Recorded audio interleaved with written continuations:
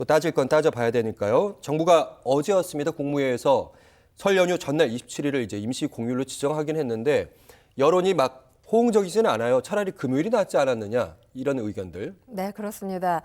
일단 정부 역시 27일, 31일 이 양 이틀을 놓고 고심을 했던 것으로 알려지고 있는데요. 결국 27일이 임시공휴일로 결정이 된 거죠. 이유가 있어 보이기는 합니다. 1월 마지막 날인 31일의 경우 기업체마다 결제 마감이라든지 정산을 꼭 해야만 하는 업종들이 있습니다. 그렇기 때문에 이런 경우에는 근로자들이 반드시 또 출근을 해야 하는 상황이 발생을 하죠. 그래서 27일이 31일보다 임시공휴일로 적합하다라는 의견이 나오고 있고요. 또 통상적으로 귀경일보다는 귀성길이 훨씬 더 교통체증이 심각한 상황이잖아요. 그렇기 때문에 월요일에 쉬는 게 금요일보다 교통에 있어서 분산 효과를 내는데 더 효과적이지 않겠느냐 이런 의견도 있습니다. 또 한 가지 의견은 이제 음식점이나 수출물류업 같은 경우 토요일에 쉬지 못하는 업종에 해당이 되죠. 이런 업종 같은 경우는 31일에 쉴 경우 나흘 정도를 쉴 수 있는데 만약 27일부터 쉬게 되면 닷새를 쉴 수 있기 때문에 이날을 임시 공휴일로 정한 것으로 보입니다. 그러니까 이번 설 연휴 25일 토요일부터 30일 목요일까지 6일 동안 쉴 수가 있습니다. 네, 정부 입장에서는 그래도 심사숙고 끝에 고민을 결정을 내린 것인데 국민들이 좀 호응을 해주지 않아 좀 섭섭할 수도 있을 것 같긴 한데 기업에서도 사실은 볼멘 소리 나왔어요. 왜냐하면 아니 임시공휴일을 할 거면 빨리빨리 얘기를 해줬어야지 이런 볼멘 소리 어떻게 보셨는지요?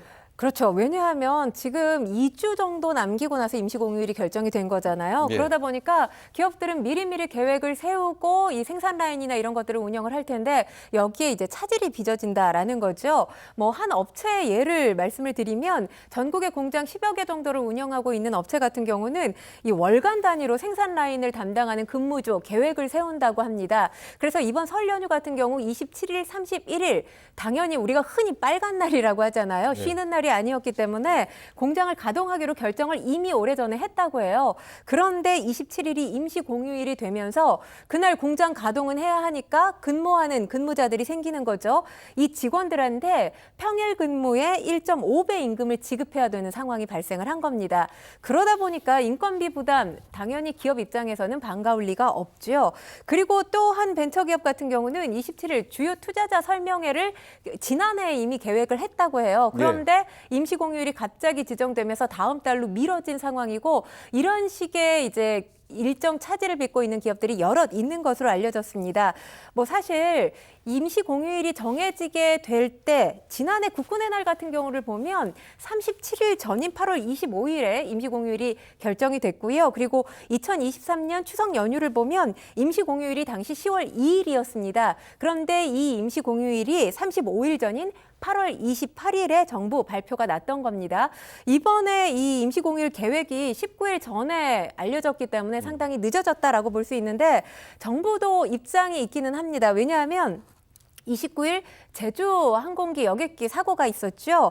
이 사고로 지난 4일까지가 국가 애도 기간이었습니다. 그렇기 때문에 임시공휴일 지정이 늦어졌다 이렇게 설명을 하고 있는데 정부의 이런 설명이 있음에도 불구하고 기업의 주요 일정 이건 기업 이윤과도 직결돼 있는 부분이잖아요. 그렇기 때문에 이런 갑작스러운 임시공휴일 반가울 리가 없어 보입니다. 네, 맞습니다. 사회적 재난이 중간에 껴 있었던 측면도 분명히 있는 건데 내수 문제는 저희가 바로 다음에 이어볼긴 할 거고 중요한 건 이제 어떤 분들은 많이 좋아하시는 분들도 계시더라고요. 어떤 분들이 좋아하시는지, 어떤 분들이 좀 우울해하시는지. 그러니까 각자마다 사정이 다르죠. 누구에게는 이 임시공휴일이 선물같이 느껴지기도 하지만 이 길어진 공휴일 때문에 설 연휴 때문에 한숨도 길어졌다 이런 분들도 계시긴 합니다. 우선 직장인들은 굉장히 반가워들 하고 있습니다. 특히나 여행 계획을 세우고 있었던 직장인들 같은 경우는 27일 연차를 써야 하나 이것도 회사에 얘기해야 되나 고민을 하고 있었는데 이제 눈치 보지 않고 여행을 떠나도 됩니다. 여행, 호텔업계, 유통업계도 임시공휴일이 반가울 수 있죠. 이 휴일이 늘어나게 되면 수요가 그만큼 늘어날 가능성이 있잖아요. 반기지 않을 이유가 없어 보입니다. 하지만 소상공인이나 자영업자 희비가 교차한다라는 말씀 드릴 수가 있을 텐데요. 관광지에 자리한 식당 같은 경우는 기대치가 있을 거예요, 분명히. 하지만 지금 오피스 밀집 지역에 있는 식당이나 동네 장사를 하는 이 소상공인이나 자영업자 같은 경우는 타격이 불가피해 보입니다. 조업일수가 줄게 되면 당연히 매출에 타격을 입게 될 수밖에 없죠.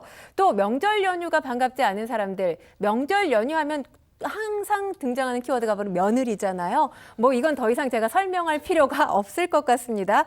그리고 맞벌이 부부들도 이 길어진 연휴가 반갑지만은 않습니다. 왜냐하면 아까도 제가 빨간 날이라는 말씀을 드렸는데 이 날이 하루 늘었다고 해서 이날 모두가 다 쉴 수 있는 건 아니잖아요.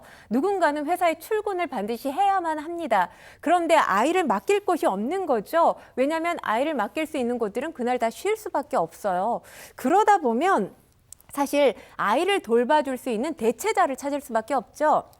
뭐 흔히 맞벌이하는 부부들 같은 경우는 아이의 할머니, 할아버지, 이 조부모님을 찾게 되는데 이마저도 여의치 않게 되면 돈을 내고 돌볼 수 있는 사람을 찾아갈 수밖에 없습니다. 그런데 그러기에는 지금 2주 정도밖에 남지 않은 상황이기 때문에 그리고 또 명절 연휴이기 때문에 아이를 돌볼 손길을 구하기가 당장에는 시간이 촉박해 보인다라고 말씀을 드릴 수 있고요. 또 중요한 건 학교도 반가워하지 않습니다. 왜냐하면 학교 선생님들도 난처하다고 해요. 아이들 수업 일수를 미리 계획을 해놓는데 갑자기 쉬는 날이 생기면 여기에 차질이 빚어지는 거죠. 그리고 학원도 난처합니다. 예. 왜냐하면 안 쉬면 안 쉰다고 이 학교는 쉬는데 왜 학원은 안 쉬냐 이런 볼멘 소리가 나오고요. 방학이라도 학원은 안 쉬죠. 그렇죠. 만약에 쉬게 될 경우 아니 학교가 쉰다고 학원도 쉬어? 이런 목소리가 들린다고 합니다. 수업 일수에 맞춰서 이제 학원비를 내기 때문인 것으로 보이는데요. 보강 잡는 것도 이 스케줄 맞추는 게 쉽지 않기 때문에 학원가에서도 갑작스럽게 잡힌 인시 공휴일에 웃을 수만은 없는 상황으로 보입니다.